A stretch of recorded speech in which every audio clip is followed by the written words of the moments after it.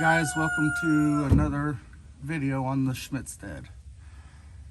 Today we're going to show you the ugliness of homesteading. No animals died. No animals are going to die today. I'm talking about the disorganization that comes with it at times. It's an embarrassing part. I'm embarrassed, and yeah, it's just embarrassing. And it's kind of gross too at times. Even though it's stuff that's going to be used, it hasn't been used yet. So come along with us as we show you the bad parts, and we're going to even clean up a little bit of it today. Won't get it all, but we're going to get a little bit today and put it into the video. So we'll see you in a moment.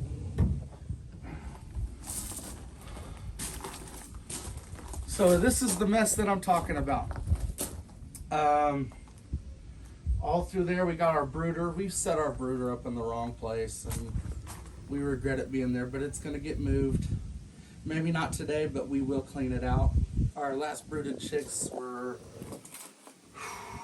approximately 3 months ago now, and I just been too busy to clean it out. I got a tool chest finally.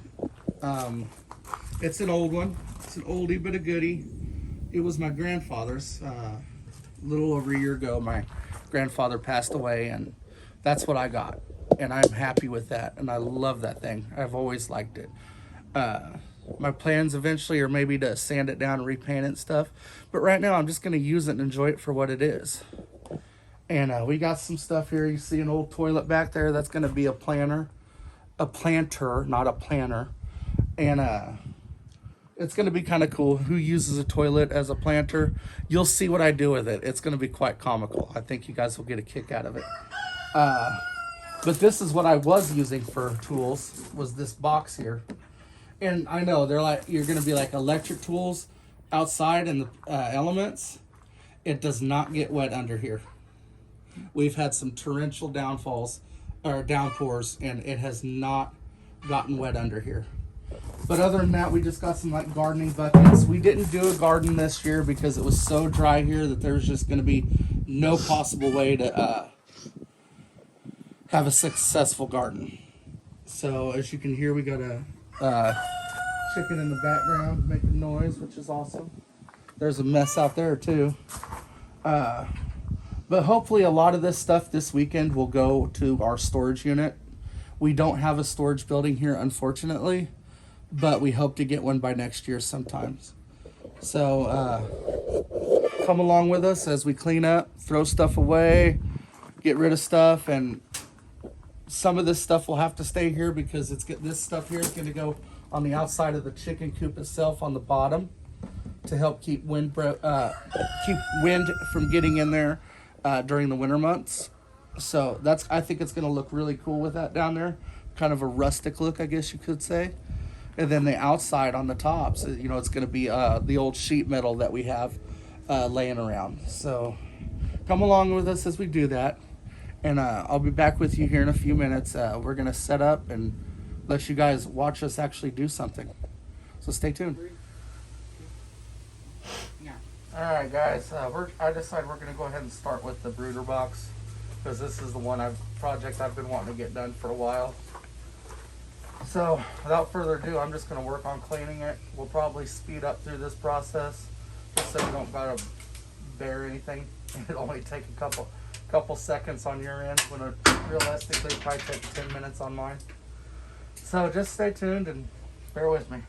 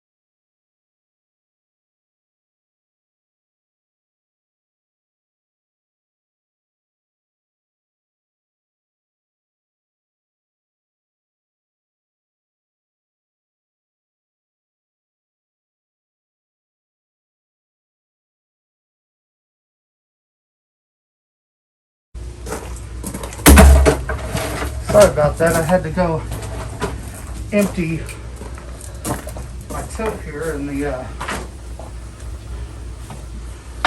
compost bin.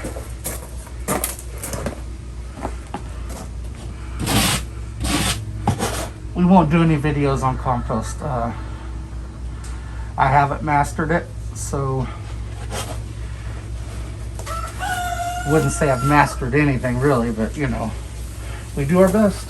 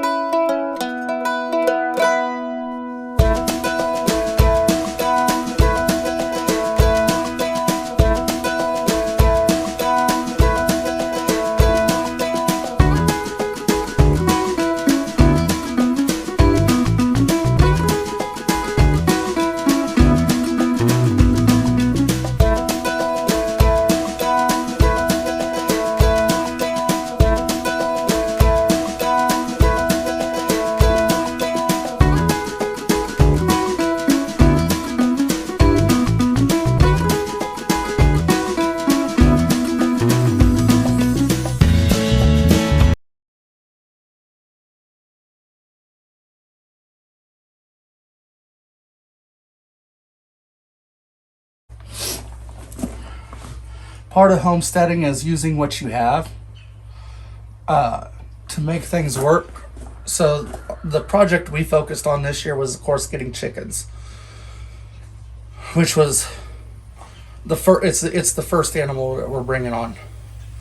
I built this brooder out of 2 3¼ inch sheets of plywood and just some scrap 2x4s and 2x3s that I had laying around. It's not beautiful, but it's functional. And yes, I know 3/4 inch is awfully heavy duty stuff to be using, but it's all I had at the time. And I didn't want to go out and buy, you know, more sheets of wood that I didn't need to buy, especially when we had the hoop coop being built at the same time. And the hoop coop's still not done. There's still going to be a whole nother 12-foot section on it. So don't think they got a lot of birds in a small space.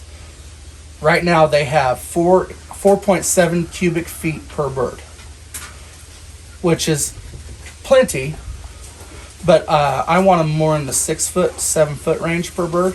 So that's why we're going to build another section. But here, let me show you this brooder. We put vents in the side of it, and I will be adding more to the lids. That way, because we're going to get 100 meat birds in this early spring. And we know that early spring, it's divided into 2 sections. But we know that in early spring, that, you know, it can still be cold around here. So I'll put vents in the top as well, so we can hang lights. Don't worry, we'll get this cleaned out a little bit better, but right now we kind of need to let that corner dry out a bit because it had water there, and so did it up there. So, but other than that, this thing's ready to be moved, and where we're going to move it to is right there where those ice chests are. We're going to move it there and go towards the end to where that white pole is, but we're not moving it today. Right now we're going to work on cleaning up the chicken stuff that we have. That way it's good to store until we get new birds. So I won't bore you with that, with watching us wash dishes basically. But we're going to clean all that up. We're going to store it away in the brooder box. And we're going to store a couple tarps and some the heat lamps and other things such as that, the heat bulbs. So we'll bring you back here in just a little bit to show you that. Hey guys, you ever get these totes to garden in? Don't do what I do and just stack them together because they're a pain in the butt to get out. Now I've already got this loosened up, and I just use one of these, I don't know if you want to call it a crowbar or a pry bar, whatever you want to call it. I call them pry bars, to get them apart, and then they come apart pretty dang easy. But a lot of times they get stuck together, so when I stack them, I put like a chunk of wood or something in there. That way they can't fall down as far, and that usually keeps them from sticking. And if they do stick, it's not very bad at all. You can pull it apart easily with your hands. So just a pointer for you. We're gonna go over here and finish stacking up these garden tubs, because next year we are having a garden, come rain or shine. So we'll be back here in just a couple seconds, and we'll film us picking up the rest of the stuff. Go. So I just use little chunks of wood like this, like I was telling you guys before, and stack it up to where it's just gonna be at the point where it could stick or not stick. I just keep all my scrap cut-offs to do this, and it's worked out great. So we're gonna get these last few tubs stacked for the winter, and that way they'll be ready to go next year, and it won't be such a mess. Yeah. Just got a couple more to do. We also got to pick up these green things on the ground. Yeah. Our T-posts. Yeah. We bought the T-posts. Kind of a spoiler alert for you guys, because we're gonna fence in this whole side area for our dogs. And yes, the chickens are gonna be in between where the dogs run. Dogs won't bother them. They'll bark at them all day long first, and then they'll be done. But that way, just stuff this right here. We'll pick it up in a minute. That way, that'll put another barrier of defense against the chickens and other predators, because we do have a lot of predators here. We have eagles. We have a nesting pair of eagles down a mile down the road, and they fly over here all the time. We got a nested pair of hawks in the woods out here. Right back here, I hear them squawking every day trying to figure out how to get to the chickens. That's why the chickens don't free range. Yes, I know. That's a horrible, horrible decision, I guess, but it is what it is. I don't invest in stuff to have it go missing or feed the wildlife. We also have a pair of bobcats that have a home here on the property we live on. The property we live on is 140 acres, I think it is, but we only have access to this small little bit. So, but it is a working farm other than that. Our landlord is a farmer. He has West Highland cows, he has pigs, he has ducks, he has chickens, he has turkey. He's got the whole plethora of animals. We just have the chickens right now and our dogs, but we do plan on getting something else. We just haven't quite decided yet. We'll figure it out. But the first thing is going to be first is getting this area set up for our dogs. So that's what all these T-posts are for. And I try to keep them. Hey, check that out. Oh, Having a squirrel moment. Daddy Longways. And he's on. But I'm gonna have to figure out. I think I'm just gonna lay them down right here, Colin. What do you think? Down there? Yeah. That way, because they keep blowing over in windstorms. Yeah, I think you should do that.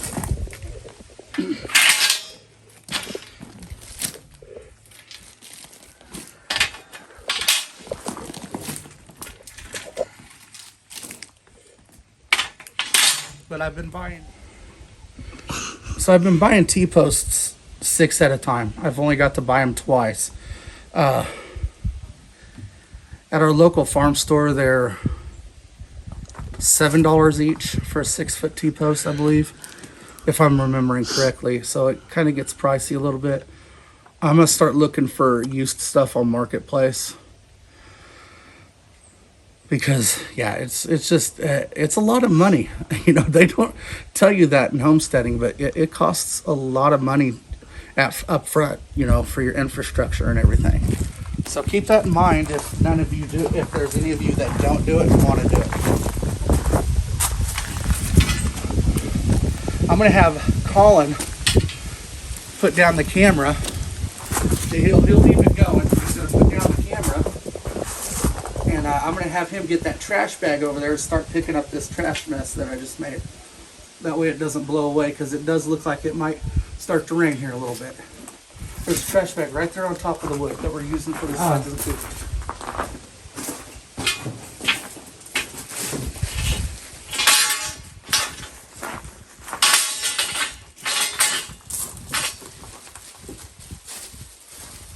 All this stuff, just put it in there, then we'll pick up some more garbage that's under here.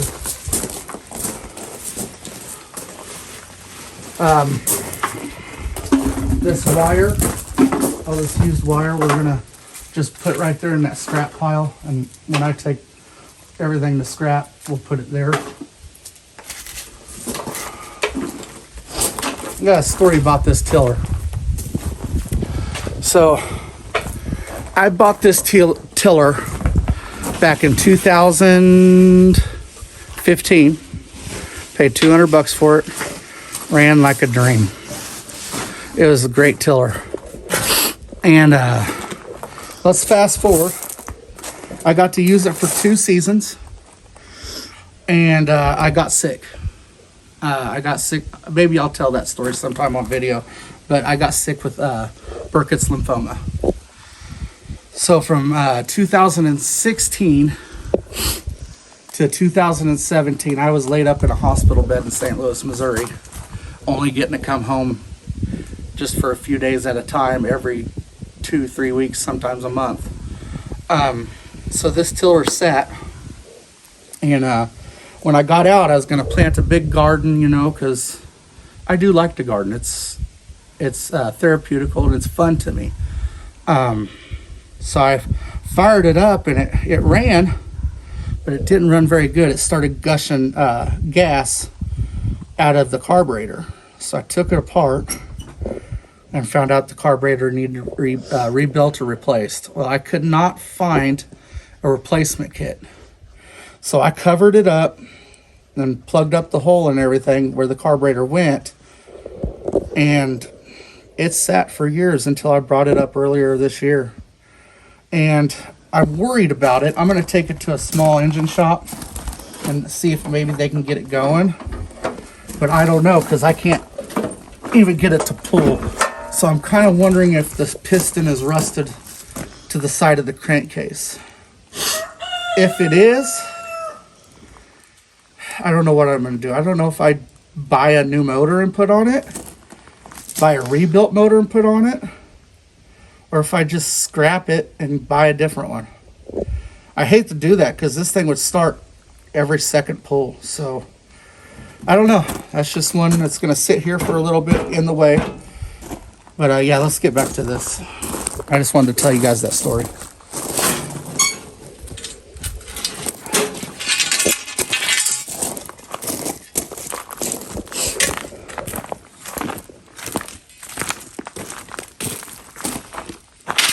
Those steps are going to get burnt this fall. Those stairs? Yeah. Yeah. This area a little bit and pull the toolbox over there. So if you want, just set them down, and you guys can watch us try to do this because it's going to be funny.